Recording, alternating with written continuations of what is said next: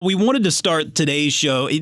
Obviously, we're knee deep in earnings season here, and you've got like 500 companies per day announcing earnings here over the next couple of weeks, it seems like. A company that did release earnings last week, Amazon. We wanted to talk about Amazon, but not really in the context of earnings. We wanted to talk a little bit more about its recent Prime Day. And as listeners, I'm sure know, I mean, every year now Amazon has Prime Day, and it's a way for them to get everything out there in front of us, consumers, and just enticing us to click buy for all of the stuff that we really don't need. This year was a little bit different. Amazon Prime Day was 2 days. It was July 15th and 16th. And, Dan, while we're not going to see the impact of those sales numbers on this quarter that Amazon just announced, by most measures, it was still a very big 2-day stretch for the company, wasn't it? So it's a huge success, and Amazon likes to tout that it was bigger than Black Friday and Cyber Monday put together. But I think it's a little bit deceptive because when they say Amazon Prime Day, let's focus on those two words, Amazon and Prime. Mm-hmm. Because, this is Amazon's tag sale. They are cleaning out the warehouse. They are selling all the junk they want to get rid of before they start stocking up for the holidays. And they're offering some good deals from partners and other people, which has forced all sorts of other retailers to offer sales. So it's great for consumers. But the real goal of Prime Day is to get people to either become Prime members, that's the Prime half of it, their Prime membership, so they renew when that comes up, or buy Amazon devices. And by all accounts, it's the biggest day ever for Prime signups, and all of the top sellers that Amazon listed. And admittedly, Amazon doesn't give numbers, they don't provide a lot of detail. All of the top sellers were Amazon devices. And every time they sell you an Echo, a Fire TV, a Kindle, all they're doing is building out their infrastructure. If they sell you a Ring doorbell, which they own, then all of a sudden it's, you have to buy the rest of their system. So the purpose of Prime Day is strengthening your connection to Amazon or making people who aren't Prime members feel like, wow, I have to be a Prime member. Well, yeah, I mean, that's, I think, what we're going to see Apple earnings come out here a little bit later today, actually. And it's always been interesting to look at this sort of divide between Amazon and Apple, because you have, on the one hand, Apple, a company that's always made its money selling the devices to people, right? I mean, they sell these high markup software or these high markup pieces of hardware. Whereas Amazon, Bezos has always been very clear. He wants to make money on us using his devices, not selling them.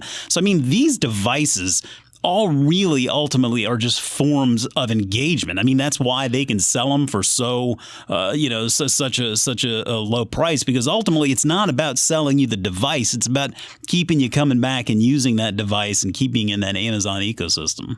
Yeah, we used to talk a lot about owning the living room, the battle for the living room. That goes back to when the days we talked about Sony versus Microsoft. Now that all of these digital assistants and smart TVs are out there, it becomes who has that footprint. And there's not actually a lot of ordering that's happening. Like, technically I could say, and I won't say it because I'm in the same room as the device, Amazon device, order me some paper towels. And if I said the proper name of the device, it would make the little bloop bloop, and it would do that, and it would order me some paper towels. Not a lot of people actually do that. That doesn't matter. Amazon will figure that out. Once they control all the devices, they will figure out how to get you to use those devices in the way they want to. Apple does some of that. If you're on a Mac or an iPhone, you're in a closed loop system where you have to buy your media from them. You have to buy your apps from them.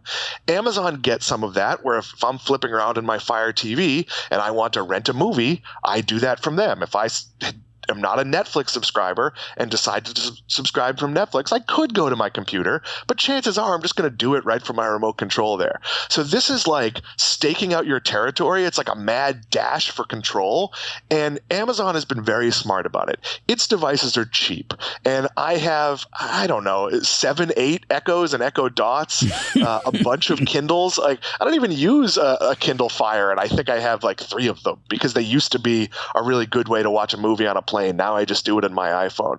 So the success of Prime Day is creating a holiday that's all about Amazon. It creates kind of the frenzy you get when there's a big Apple product release, and I think even Apple struggles to do that. I don't think when the iPhone 11 or X1 or whatever the heck they call it comes out in September, October, you're going to see the sort of frenzy you used to when there were major new features and big changes. Special. But do you know anyone of any age that wasn't aware it was Prime Day for those 2 days? No, I think most people were aware of it because, I mean, obviously with social media now, I mean, stuff gets around, whether it's Facebook or Instagram or Twitter or whatever else. To your point, it's all about marketing. I mean, it is just about getting that Amazon name out there and just creating that awareness that pretty much Amazon can do anything that you need them to do at this point, and it's going to be at a pretty darn good price. Yeah, and they also did something pretty amazing. I wrote an article before Prime Day about what the benefit was to brick and mortar. And the study, and I apologize for not naming or citing the study, the study said that the biggest benefit is actually to Amazon itself, to Whole Foods. So when you're looking at brick and mortar retailers, Amazon has done a wonderful job driving traffic to its own brand.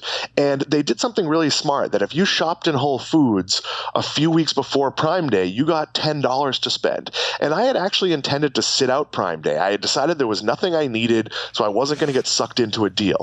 And what happened was I went, but wait a minute, I have $10 to spend. And I think I only spent 14, 18. Like I didn't spend a lot on top of that, but I did go to Amazon. I did buy something. They had a chance to get me to buy more. And that's just a brilliant tie-in. Oh, yeah. I mean, well, we see Starbucks do those same types of things, right? It's all about figuring out a way to create you to spend, whether it's a limited time drink or a treat receipt or, whatever it may be. They're figuring out ways to get you in there, even when you really don't need to. And I mean, I'm like you. I actually don't think I did buy anything on Prime Day because I just really didn't need anything. But I did look around to see if there was some stuff I might want because I always feel like I'm going to find that piece of home improvement equipment that I've been longing for, like whether it's this awesome nail gun or, some type of chainsaw that I feel like I could benefit from. I mean, there's all sorts of stuff going on when you're a homeowner. And honestly, I didn't find a lot of that stuff. So I was a little bit disappointed from that perspective. But, one of the things I was looking back here